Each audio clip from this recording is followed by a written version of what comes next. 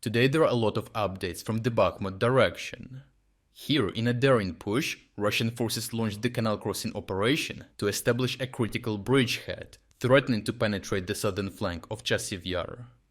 But in an unexpected turn, Ukrainian forces located the commander of the strike detachment and successfully targeted him and his unit, crippling the Russian operation and setting the stage for a decisive counterattack. Previously, Russian assaults in the residential area of Chasiv Yar failed to make significant gains. In response, Russian forces shifted their focus to the less elevated, more open southern flank of the city.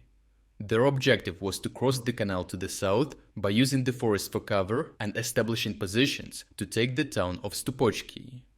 Securing Stupochky would allow the Russians to expand their bridgehead and gather a larger assault force to attack Chasiv Yar from the south, bypassing costly frontal assaults across the canal directly in front of the town. This approach was chosen because the highway from Bakhmut to Ivanivska and then the road to the canal through open fields allow Russian mechanized assault platoons to move quickly, reducing the risk of being targeted by FPV drones.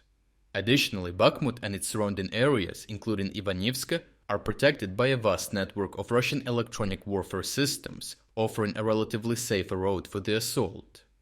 Since the highway from Bakhmut to Ivanivska is short, and the paved roads allow Russian armored vehicles to move quickly, they were able to deploy their assault units to Ivanivska in intermittent bursts within minutes, avoiding drone strikes. Upon arrival, Russian stormtroopers dismounted and dispersed, using Ivanivska's urban environment for cover. They then moved into the forests just south of the town, where they regrouped. Once gathered in the forests, the Russians decided to cross the canal via a ground crossing, as the two nearby bridges had been destroyed in fighting over a year ago. With the entire area covered in forests, Russian forces crossed the canal undetected at night, establishing positions on the Ukrainian side.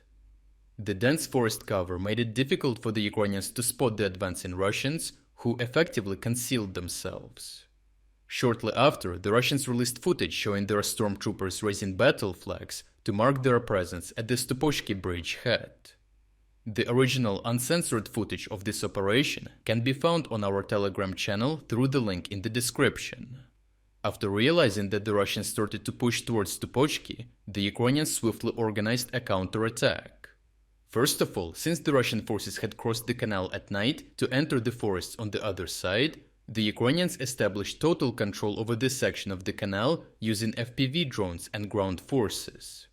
With all Russian troops positioned in the forests, this move undermined the connection to the Russian assault detachment near Stupochky, severing their supply lines for food and ammunition.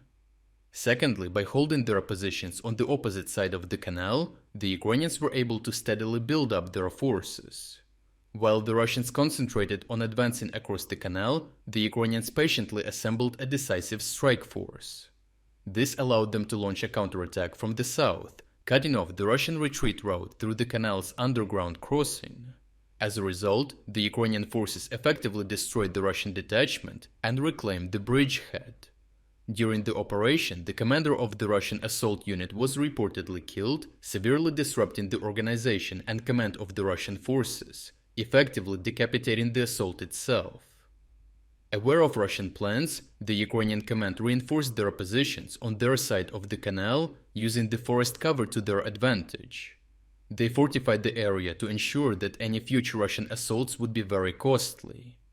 To further prevent any future Russian assaults, the Ukrainian Air Force deployed JDAM-guided bombs to strike a Russian ammunition depot in Bakhmut, putting additional pressure on Russian logistics. These strikes are expected to cause immediate short-term ammunition shortages for Russian forces, which may take several days or even a week to replenish, further delaying their ability to launch future assaults. The uncensored combat footage of the Ukrainian air mission can be found on our Telegram channel as well. Overall, Russians attempted to take advantage of the complicated Ukrainian defense south of Chasiv Yar, only for their entire assault group to get destroyed after crossing the canal.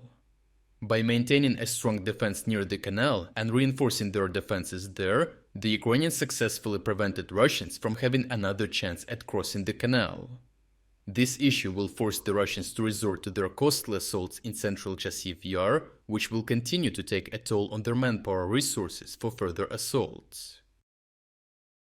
If you're against the invasion of Ukraine and you want to support the work that I am doing, consider making a purchase in the online store UA Supporter. Here you can find a lot of products with Ukrainian symbols to not only show your support for this channel, but also for Ukraine. The link to the online store is in the description. Thank you for watching this report, and I will see you in the next one.